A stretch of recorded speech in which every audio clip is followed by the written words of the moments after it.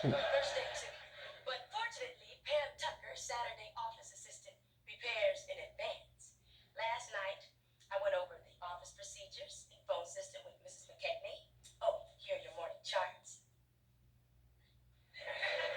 And I typed up your schedule, Dr. Huxtable.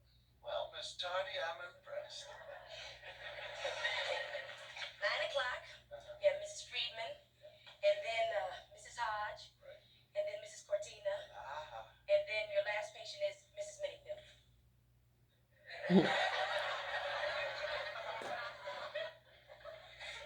Mrs. Minifield. What's wrong with her? Well, Mrs. Minifield is different. When you see her, you'll know that that's Mrs. Minifield. And the good news is, any day now, she's going to deliver.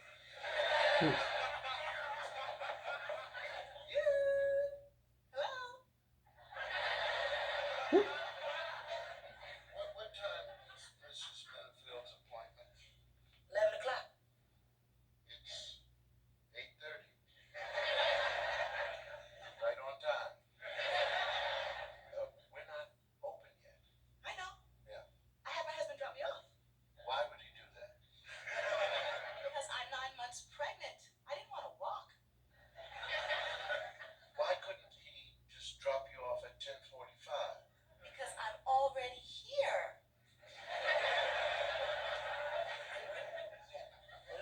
Well, Miss Tucker, why don't you take Mrs. Minifield out to the waiting room? Yes, sir, Dr. Huxtable. And Mrs. Minifield, please don't give any medical tips to any of my patients. Okay, I promise. Oh, good, good.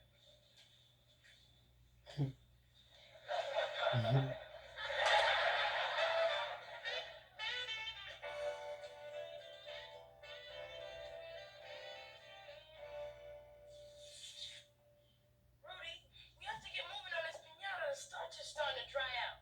Stanley, this is a group social studies project, and our group isn't all here yet. Well, everybody that matters is here. Oh, I forgot the third wheel. Stanley, I really hate when you call Kenny a wheel. He's my friend. And he's jealous of us, and he's a troublemaker. Why'd you have to pick him to be in our group? Because he's my friend. Stanley, as a favor to me, be patient with him. You know he's had a hard time dealing with our relationship. Well, hello. Oh, sorry about the delay.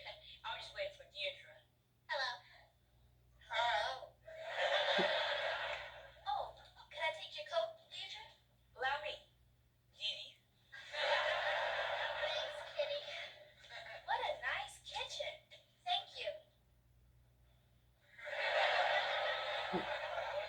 Nice going, Kenny. You finally made it to the big leagues. Well, Stan, I was always there. There was just no need to broadcast my personal life. Well, shall we get started? Well, I guess so. Did you bring the balloons for the piñata, Kenny? Got them right here. I'll help you blow them up, if you want. Yeah, Dee has good lungs. She plays the saxophone. I'm not that good.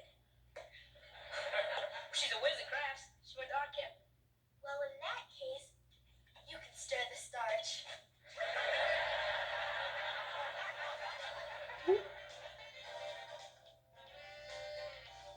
Okay, now, have we answered all of the questions? And everything seems to be just fine.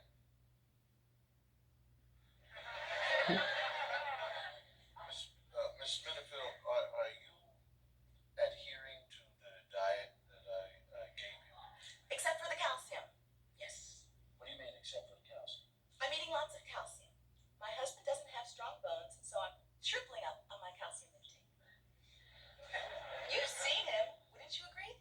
Well, he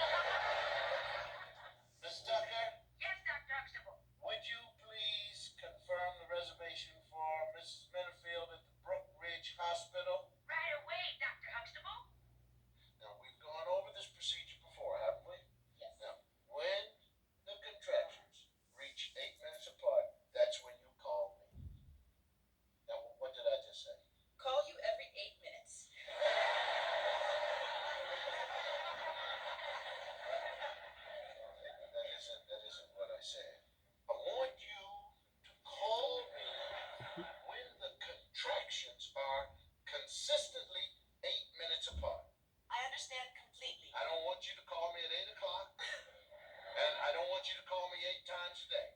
8 minutes apart. Call me anytime if you have any questions. Pregnancy questions. Dr. Huxtable, your lab reports are waiting. Okay, thank you. Well, I guess I'm off. Yes, in more ways than one. Bye-bye.